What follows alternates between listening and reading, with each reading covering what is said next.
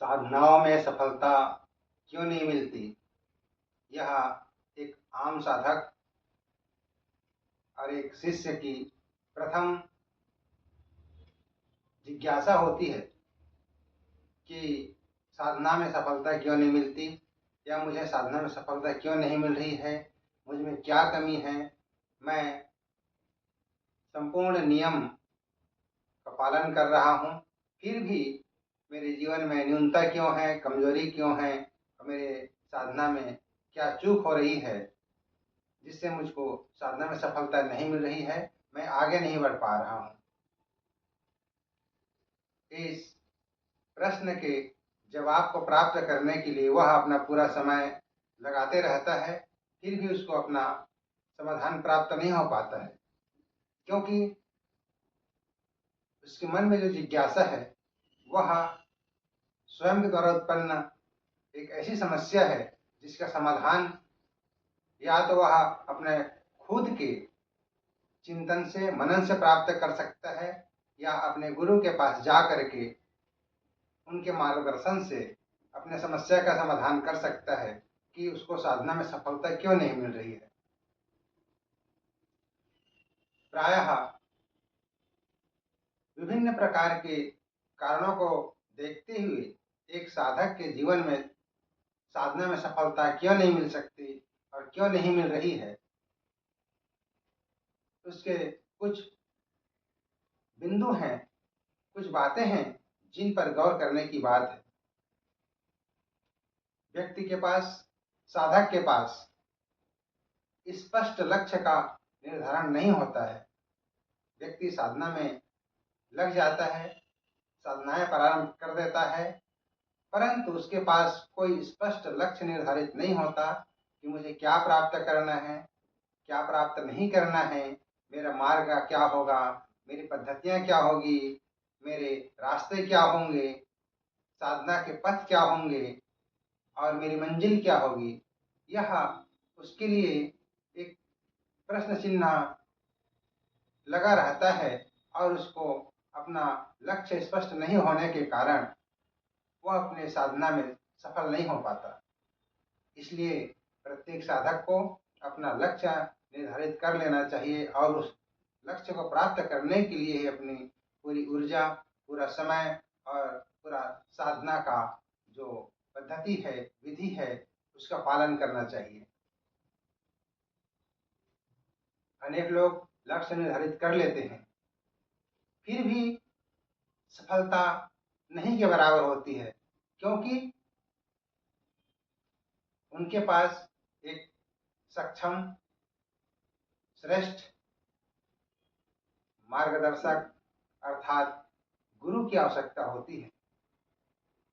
और जिस साधक के सामने या उनके पास एक श्रेष्ठ गुरु की कमी होती है, सदगुरु की कमी होती है, सदगुरु के मार्गदर्शन का अभाव होता है, तो वह सदगुरु के मार्गदर्शन के बिना अपनी साधनाओं में सफलता प्राप्त नहीं कर सकता। क्योंकि साधना के जो मूल बिंदु हैं, उनके रहस्य हैं, उनके गूढ़ चिंतन हैं, उनको केवल सदगुरु ही बता सकते हैं, वही मार्गदर्शन दे सकते हैं। इसलिए किसी भी साधना में आगे बढ़ने के लिए सदगुरु का होना बहुत जरूरी है, उनके मार्गदर्शन, उनका आशीर्वाद का होना बहुत जरूरी है। अगर आपके पास स्पष्ट लक्ष्य है,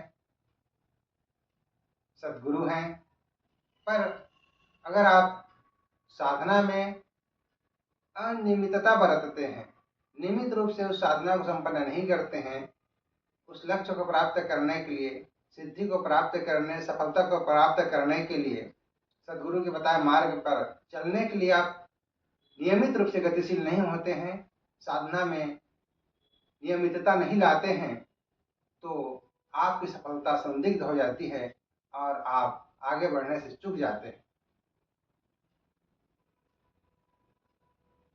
अगर आप अपनी साधना को नियमित कर भी लेते हैं, पर कुछ दिनों के बाद आप उसमें सफलता मिलने या नहीं मिलने से भी आप अपना धैर्य खो बैठते हैं। धैर्य खोने से आपकी जो साधनात्मक ऊर्जा है वह नष्ट हो जाती है। धैर्य बना कर रखना चाहिए, एक आशा बना करके रखना चाहिए, एक आत्मविश्वास, दृढ़ आत्मविश्वास के साथ साधना में आगे बढ़ना चाहिए। अगर आपके पास धैर्य की कमी है, अगर आप सफलता तत्काल देखना चाहते हैं, तो यह आपकी न्यूनता को प्रदर्शित करता है, जिससे आपकी साधना में सफलता संदिग्ध हो जाती है और आप सफल नहीं हो पाते हैं। इसलिए आपके पास साधना का लक्ष्य स्पष्ट होना चाहिए। आपके पास साधना में मार्गदर्शन के लिए सद्गुरु की आवश्यकता होनी चाहिए और साधना को नियमित रूप से आप करें, धैर्य ना खोएं, तो निश्चित रूप से आप साधना के पथ पर आगे बढ़ेंगे। जैसे जैसे साधनाएं आगे बढ़ती जाती है, कुछ अनुभूतियां होने लगती है, व्यक्ति उस अनुभूतियों के चकाचौंध में अहंकार से ग्रसित हो जाता है, अपने आप को उच्च कोटि का व्यक्तित्व समझने लगता है, अपने आप को सुपर पावर समझने लगता है और व्यक्ति के अंदर अहंकार आ जाता है और यह अहंकार उस व्यक्ति को पतन की ओर ले जाता है और उसकी सारी साधनाएं, सारी सिद्धियां स्वतः ही समाप्त हो जाती है। व्यक्ति अपनी इंद्रियों को संयमित नहीं कर पाता। जो 10 इंद्रियां हैं उनको आत्म संयमित नहीं कर पाने से व्यक्ति साधना में सफलता प्राप्त नहीं कर पाता है, क्योंकि इंद्रियां मनुष्य को अधोगामी जीवन की ओर प्रेरित करती हैं। आपका आहार भी सही होना चाहिए, शुद्ध सात्विक आहार होना चाहिए, जिससे आपका मन, आपका चित्त, आपकी साधना निर्विघ्न रूप से संपन्न हो सके। जीवन संयमित होना चाहिए।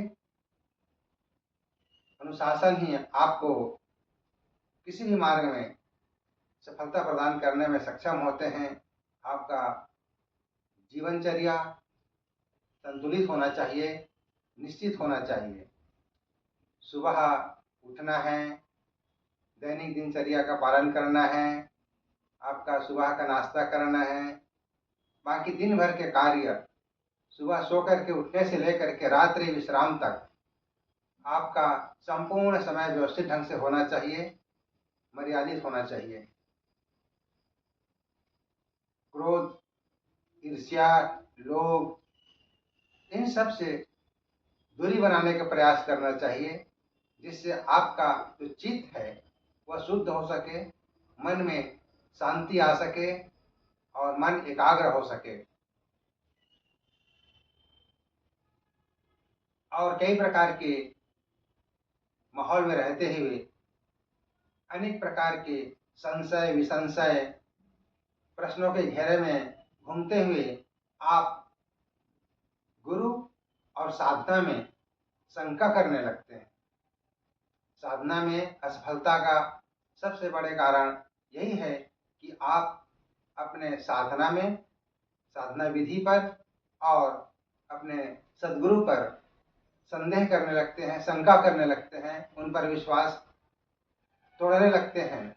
तो निश्चित रूप से यह आपको साधना में असफल बनाने के लिए पर्याप्त है और आप साधना में सफलता प्राप्त नहीं कर सकते। गुरु व साधना में निश्चित रूप से आपको विश्वास करना चाहिए और उन पर अपने साधना और विधि को, अपने मेहनत को, अपने परिश्रम को, अपने कर्म को सद्गुरु को समर्पित करते हुए मार्ग पर आगे बढ़ने से आप निश्चित रूप से सफल हो सकते हैं। जैसे जैसे आपको साधना में सफलता मिलती जाती है, आप थोड़े उतावले हो जाते हैं और साधना और तपस्या से जो ऊर्जा प्राप्त होती है उससे कुछ चमत्कारिक शक्ति प्राप्त होती है, जिसको आप दिखावे और चमत्कारिक कार्यों में उपयोग करने लगते हैं, जिससे आपकी ऊर्जा शक्ति ह्रास हो जाती है और आपकी साधना सिद्धियां पतित हो जाती है, समाप्त हो जाती है। आपकी संगति, आपके साथ मिलने वाले साहचर्य वे नकारात्मक होते हैं, जो आपको साधना पथ से भटकाते हैं, आपको कुमार्ग पर गतिशील करते हैं। तो इस प्रकार की जो गतिविधि हैं, जो संगति है, जो साथी हैं, जो वातावरण है, वे आपको साधना पथ से, गुरु के पथ से विचलित करते हैं, आपके मन में संशय और भ्रम उत्पन्न करते हैं, जिससे आप सफलता से दूर चले जाते हैं। इस प्रकार धीरे धीरे आपके जीवन में आलस्य और प्रमाद आने लगते हैं। धीरे धीरे आप साधना से विरक्त होने लगते हैं और आपका जीवन इन साधना विधियों से, गुरु सान्निध्य से भटकाव की ओर जाते जाते आप